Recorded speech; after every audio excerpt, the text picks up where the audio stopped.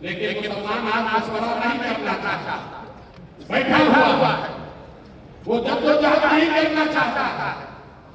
उसको भाजपा का दर्द उठाकर ये राजनीतिक बंदोबस्त बना दिया गया, इसलिए ये जन राजनीति व्यवस्था बनाई जा रही। अब हम आपको आपकी परिस्थिति पर चर्चा करने के लिए खाली नहीं मिला है, आपको अभी इससे निकलने का रास्ता भी बताएंगे।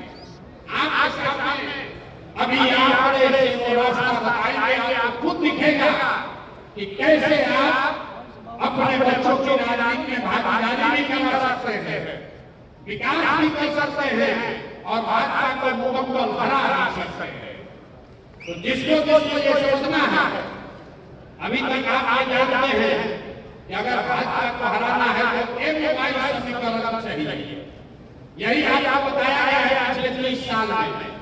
MY समीकरण होगा तो उससे हम भाजपा को हरा देंगे, लेकिन उस सारे समीकरण का भाजपा को अभी तक नहीं हरा है।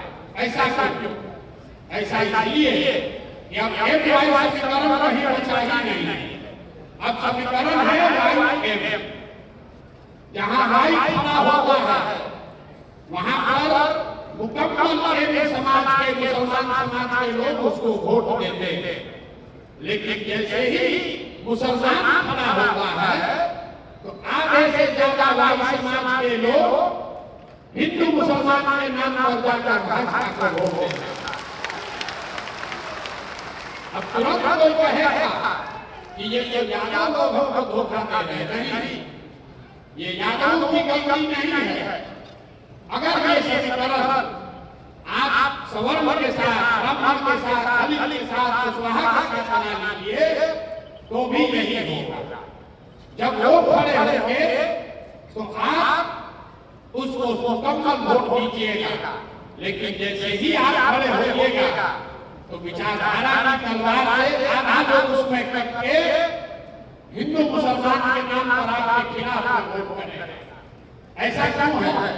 ऐसा इसलिए है कि आंकड़ा याद रखिए, इस देश में भाजपा को 36% वोट आया।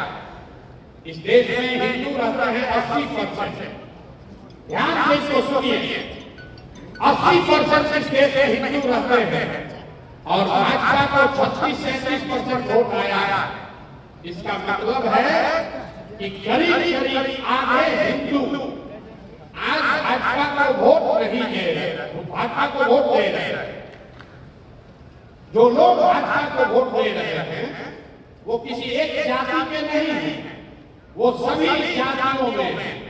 इसका उदाहरण देखिए, बिहार में भाजपा को मोदी जी को वोट पड़ा है, लेकिन मोदी जी के जाति का कोई आदमी बिहार का नहीं रहता। वो लोग जो मोदी और भाजपा को बिहार में वोट देते हैं वो हिंदू मुस्लिम के विचारधारा से प्रभावित होकर उनको वोट देते हैं।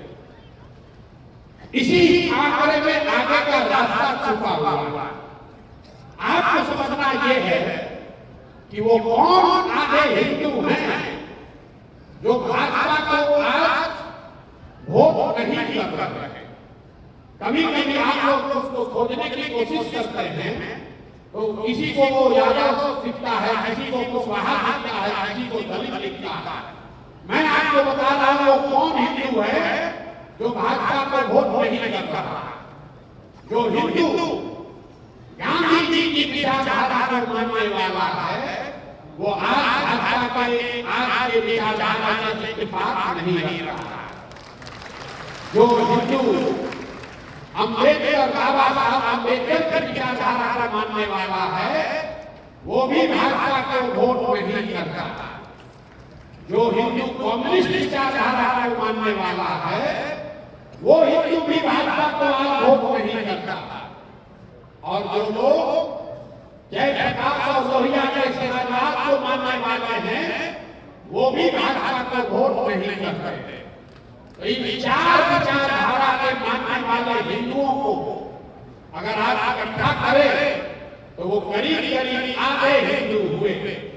तो राजनीतिक सफलता का जो मंत्र है ये विचारधारा के आधार पर इन विचारधारा के मानने वाले हिंदुओं के साथ अगर 20% मुसलमानों का सामाजिक राजनीतिक गठजोड़ बना दिया जाए तो आप हुए 7, भाजपा हुई 40 और पूरा मुकम्मल राजनीतिक की जा सकती है।